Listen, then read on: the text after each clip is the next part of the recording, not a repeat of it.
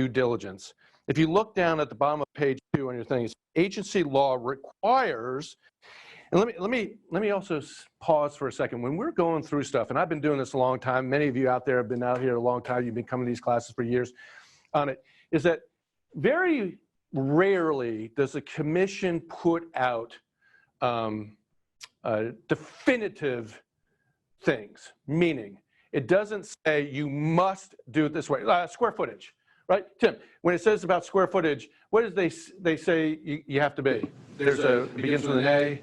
The square footage has to be accurate. Oh, accurate. Yeah, okay. Yeah, right. It's not a 3-letter or a 4-letter word. It was accurate. It has to be accurate. Okay, so it has to be accurate. But then the commission says what?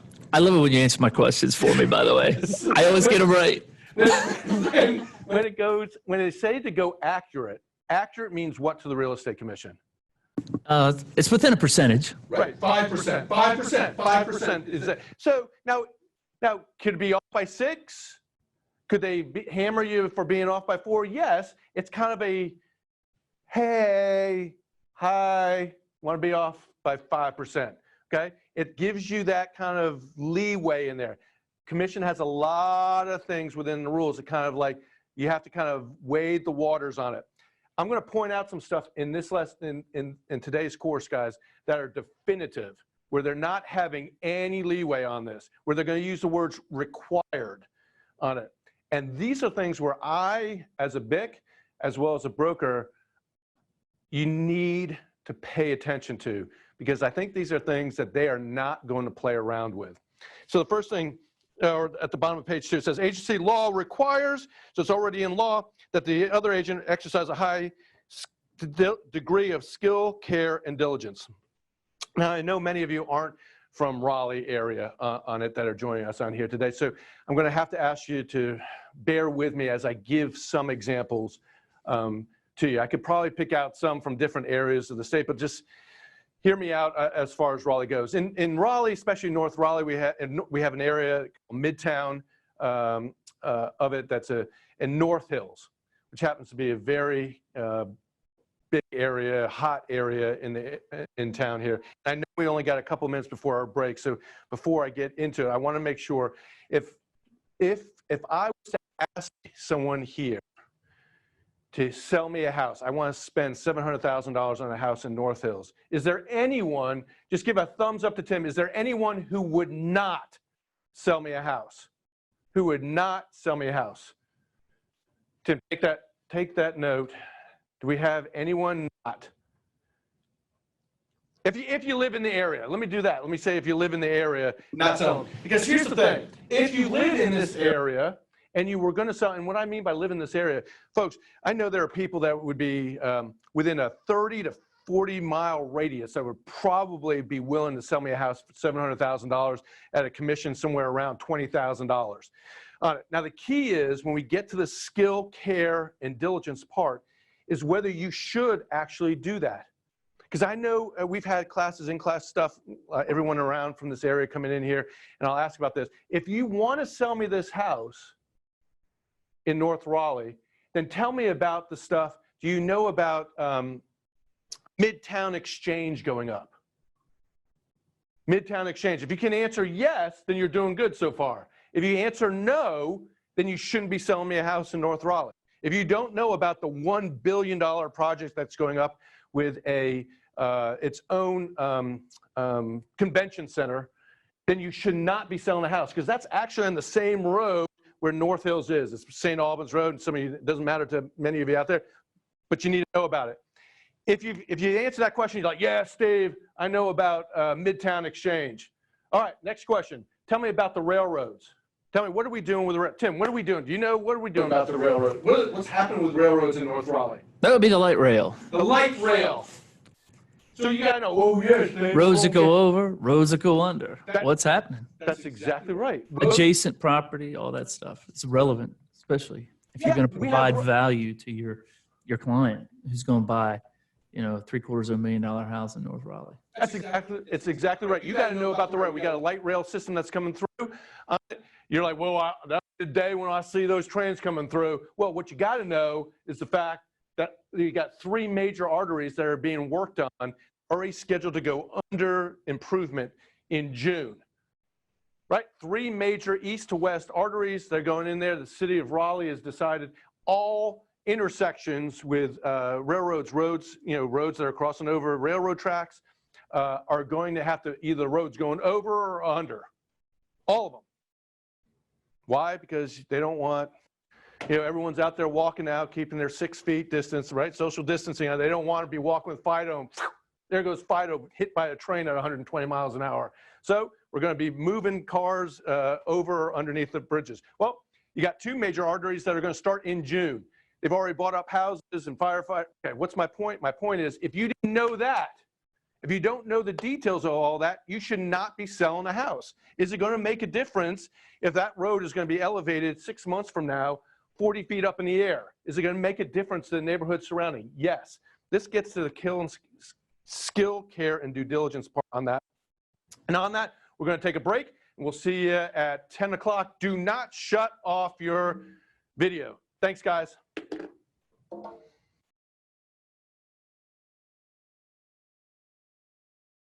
says right in the middle there, it says, and I have this start, it says a reasonably prudent real estate broker would possess the knowledge and competence to represent a principal in a real estate transaction by, and it goes through 3 different bullet points. Fine, you want to go through, you can see it says provide reliable information. I want you to, guys, look at that first bullet point, and it says in the middle there, in the middle of that first bullet point, it says a broker should conduct research regarding matters that affect buyers and sellers in the real estate industry so they can provide valuable information to the principal. Research on that. What do you consider research? Well, like some of the things automatically you should be doing is panning up and getting a Google view, for instance, on the property you're looking at. Because if you're not familiar with a particular area, and not everyone's going to be familiar with every street in the area that they're looking at, but pan up and say, oh my gosh, there is a rock quarry a half a mile away. There's a great area of subdivision. We were just talking subdivisions up here in North Raleigh on it. People were going out into their homes. They're buying these great homes, $500, $600, $700, $800 million homes. And then all of a sudden they step out onto their porch and they hear a big boom. They hear a boom and it ends up being the rock quarry blasting. They're like, I had no idea I was living next to a rock quarry. And neither did the agent know that they were living next to a rock quarry. That's a problem.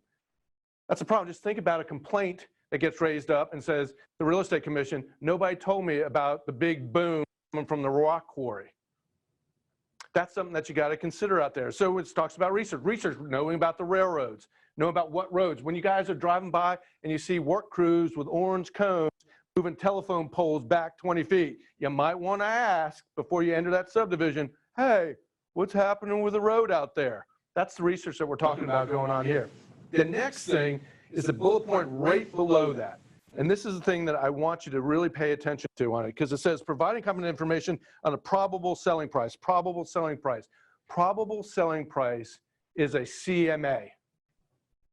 Now, I know we have represented in here guys from all over the state, and so you all have different MLSs. So from the MLS, where you go and try and figure out how you're going to do your CMA, and there's some great CMA programs with the different MLSs out there.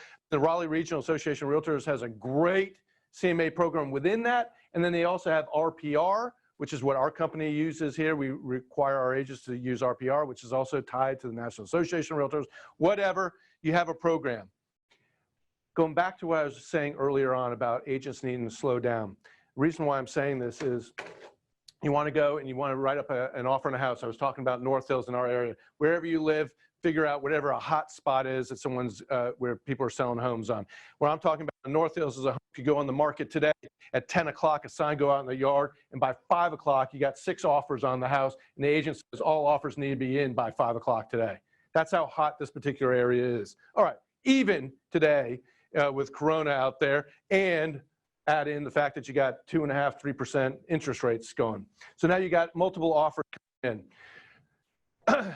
You're in the classroom, you're taking this class. You get the text from your client like, I won't buy that house.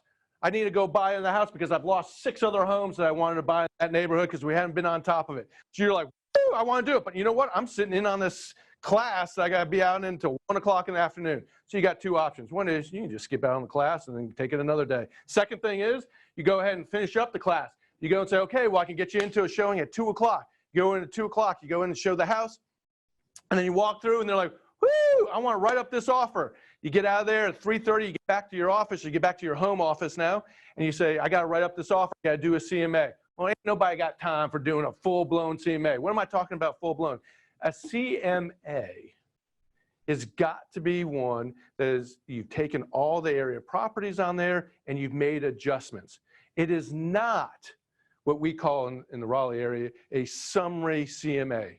A summary CMA, which is one where you sit there, everyone's got a variation of this. What I'm talking about is I can do a summary CMA in about 10 minutes. Hey, 10 minutes, yeah.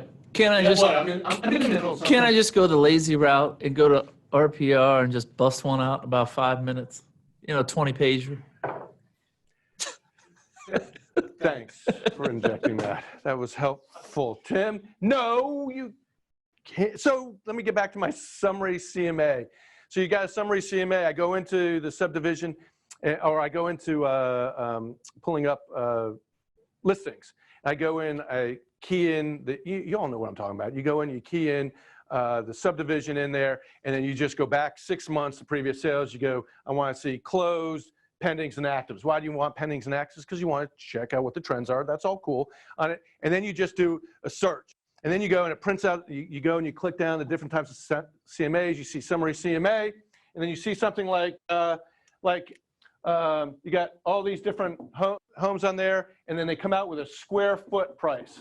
You know what I mean? Dollars per square foot. Oh, $172.12, $168, and then you have an average on it, you have a mean, you have a low, and you have a high, right? This is what I'm talking about on here. And then you just like, okay, it's $168 square foot. Multiply that by the square footage of the house. Boom! That's what I need to sell that house or buy that house for. That would be a problem when it comes to the real estate commission, because you didn't take into account, does that house have granite? Does the neighborhood have granite? Does the neighborhood have 3 bedrooms, 2 bedrooms, whatever? You don't make the adjustments for it. You go in for that house on it, and then they lose it. Why? Because you went with something like this. And then they get ticked off and they send a complaint over to the real estate commission. They say, hey, hi. Real estate commission says, why did you go this route? Because you all know that you're required by the state of North Carolina to keep a CMA in your file. You have to be able to show it. Not a CMA after the case. You have to have a CMA prior. So you know how it's all dated, RPR, Tim, like this, right? Your summary CMAs, all that has a date down at the bottom on here. That date has got to show you put that information in order to give that information, what they should be offering, how they should be offering it. Here's where I think the price ought to be. And then your experience then is, oh, okay, I think we ought to start here, or I need to start right at it, or we need to add more due diligence, whatever that would be. That's how we have to do a CMA on it. And I want to point out in this is one of the words that I want you to look at. It says, to complete a CMA, this is in that second bullet point, it says to complete a CMA for their principal. A broker should never try to estimate the probable selling price of the property without completing a thorough analysis and researching the subject property. That is one of those definitive terms where it says never. They don't want you just whipping off, off the top of your head, pulling it out and saying, this is where I think you ought to have the price. You need to have concrete reasons for the area, the price range that you think you need to be coming out at. Tim was referencing something when we were talking about competence and care and skill and care and due diligence on it. And what he was referring to is, so my son, my wife and our son, our oldest son, is an Army Ranger down, he's an officer down at Fort Bragg. So 50 minutes away from here. And we know the Fayetteville area somewhat. I mean, we go there, we visit him often. He's got my first grandchild. Many of you probably have seen the emails, so I've got my first grandchild out down there, and they're looking for a house. They're now looking for, they want to go buy. It's a great one to buy on it. Cool. Well, so the question is, do we represent my son this is what Tim was referencing about, because this just happened over the weekend. Do we go and start selling them the house, even though we don't have access to the homes? I mean, we can get it. We can call up the agents and get access to the house. But should we do it? That was the question I think that Tim's trying to bring to us, and the answer is no. And so what did we do? My wife ended up searching out for a broker down in the Fayetteville area, hooked up that broker with my son, and now they're under an agency agreement out looking for houses today. And that goes back to, you know, whether you can, I mean, certainly we could go ahead and sell my son his house, but the decision was obviously for us was no, we shouldn't. We don't know enough to actually represent them well. So thanks, Tim, for bringing that up.